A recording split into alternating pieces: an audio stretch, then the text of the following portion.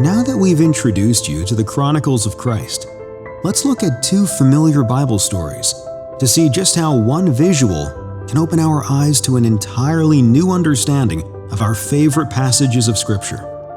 Let's start with the well-known story of the birth of Jesus. We have all seen a multitude of nativity sets in our days, and in most nativity scenes, the manger is presented as a wooden trough. But this is historically wrong. In ancient Israel, mangers were hollowed-out blocks of limestone rock, and this little detail is the key to understanding the whole story. On the night that Jesus was born, shepherds were tending to their flocks. Then an angel appeared to the shepherds of Bethlehem saying, "This will be a sign to you. You will find the babe wrapped in swaddling bands and lying in a manger." Have you ever asked yourself, what was the meaning of that sign?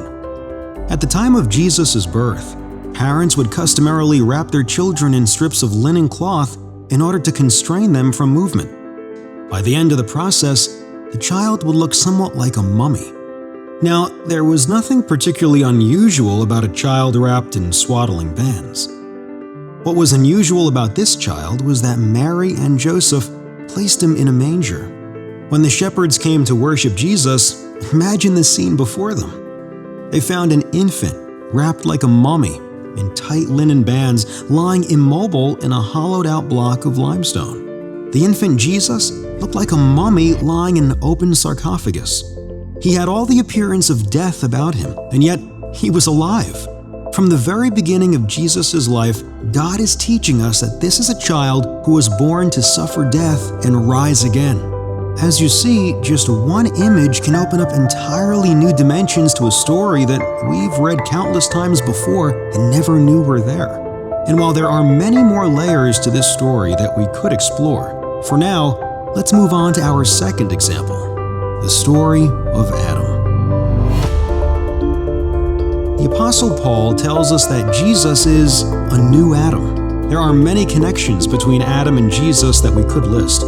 But perhaps the most striking one of all is that both bear a scar in their side, a scar they received for the sake of their bride. The book of Genesis tells us that, in the beginning, God created man from the dust of the ground. And since God created man from the dust of the ground, we would naturally expect God to create the woman from the dust of the ground too. But that's not what happens. Instead, God takes Adam, this perfect man he has created, who is so innocent and full of life, and he brings upon him a deep sleep, a sleep that resembles death. Then God opens up a bloody wound in Adam's side. He takes out a rib, and he uses it to create his bride.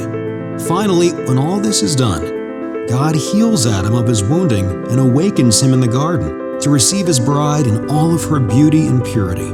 You see, from the very beginning of time, God is teaching us that a love so deep can only come from a deep sacrificial wounding. So why does Paul call Jesus a new Adam? Like Adam, Jesus was wholly perfect.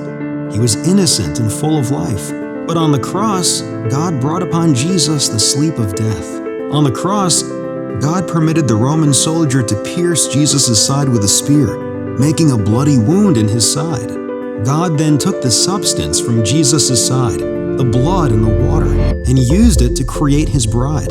Then, after all this was done, God healed Jesus of his wounding and awakened him in a garden, so that one day he could receive us as his bride. Once you see the parallels, they can't be unseen. But because we're so familiar with these stories, we read right past them. And here is where the Chronicles of Christ begins to evangelize. By teaching you to find Jesus in every story of the Bible, our visuals will draw you and your family closer to the Lord than ever before.